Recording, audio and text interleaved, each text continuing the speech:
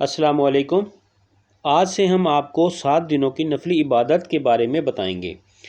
دن wise ہفتے کے 7 دنوں کی نفلی عبادت کے بارے میں ہم آپ کو اپنی اگلی ویڈیو میں جو کچھ بیان کریں گے ان کو احادیث مبارکہ اور اولیاء کرام و مشائخ اعظام کے روزمرہ کے معمولات کی روشنی میں ترتیب دیے گئے ہیں۔ ایام کے حوالے سے ہر یوم کے دن اور رات کی نفلی عبادت کو الگ الگ بیان کیا گیا ہے۔ ثواب عظیم حاصل کرنے اور اللہ تعالیٰ سے اپنے گناہوں کی معافی مانگنے کے لیے رات اور دن کے کسی بھی حصے میں نوافل و وظائف کی ادائیگی کرنے کے بعد عاجزی و انکساری سے دعا مانگی جائے تو وہ بارگاہ الہی میں قبولیت کا شرف حاصل کرتی ہے۔ آج ہم آپ کو سموار یعنی پیر کی نفلی عبادت کے بارے میں تفصیل سے بتائیں گے۔ سموار یعنی پیر کو نفلی عبادت کرنے کا ثواب بے شمار ہے۔ یہ بڑا بابرکت دن ہے۔ حضرت انس رضی اللہ تعالیٰ عنہ سے مروی ہے کہ حضور نبی کریم علیہ الصلاۃ والسلام نے ارشاد فرمایا کہ جو کوئی پیر کی رات کو 4 رکعت نفل پڑھے اس طرح کہ پہلی رکعت میں سورۃ فاتحہ کے بعد 10 مرتبہ سورہ اخلاص پڑھے اور دوسری رکعت میں سورہ فاتحہ کے بعد 20 مرتبہ سورہ اخلاص پڑھے، تیسری رکعت میں سورۃ فاتحہ کے بعد 30 مرتبہ سورۃ اخلاص پڑھے اور چوتھی رکعت میں سورۃ فاتحہ کے بعد 40 مرتبہ سورۃ اخلاص پڑھے، پھر سلام پھیرنے کے بعد 75 مرتبہ سورۃ اخلاص اور 75 مرتبہ استغفار اور 75 مرتبہ درود پاک پڑھے۔ اس کے بعد اپنے پروردگار سے اپنی حاجت طلب کرے تو اللہ تعالیٰ اس کی حاجت اپنے فضل و کرم سے پوری کرے۔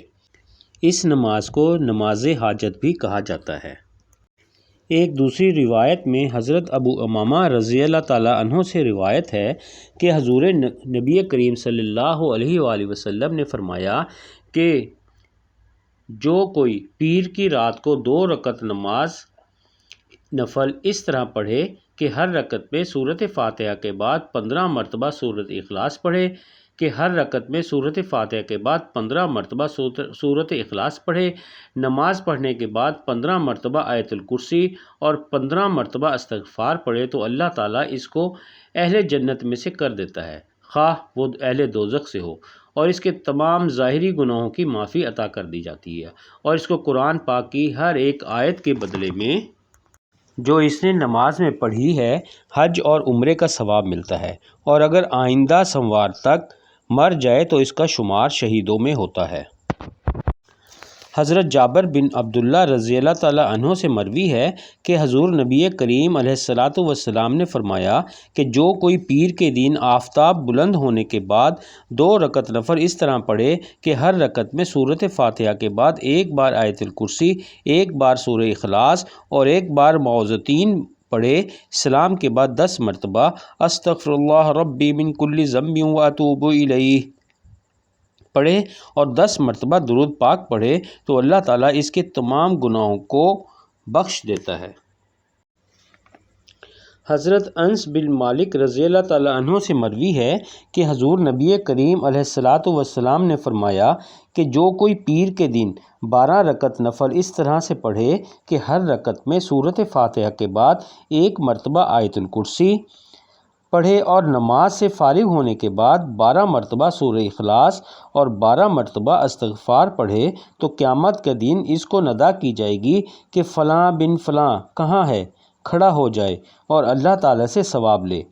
پس وہ اللہ تعالیٰ کے نزدیک آئے گا تو اللہ تعالیٰ اس کو جنتی تاج اور 1000 حلے عطا فرمائے گا اور اس کو کہا جائے گا کہ جنت میں داخل ہو جا۔ 1000 فرشتے جنت میں اس کا استقبال کریں گے اور ہر ایک فرشتہ اپنے ہاتھ میں تحفہ لیے ہوئے ہوگا، اور یہ فرشتے اس کے ساتھ ساتھ چلیں گے یہاں تک کہ وہ 1000 نورانی محلوں پر سے گزرے گا۔ عشاء کی نماز پڑھنے کے بعد سورۃ ملک پڑھنا بہت افضل ہے۔ صبح فجر کی نماز پڑھنے کے بعد سورہ رحمان اور سورہ یاسین کا پڑھنا بہت افضل ہے۔ اگر آپ نے ہمارا چینل ابھی تک سبسکرائب نہیں کیا تو برائے مہربانی سبسکرائب کریں۔ دعاؤں کی درخواست۔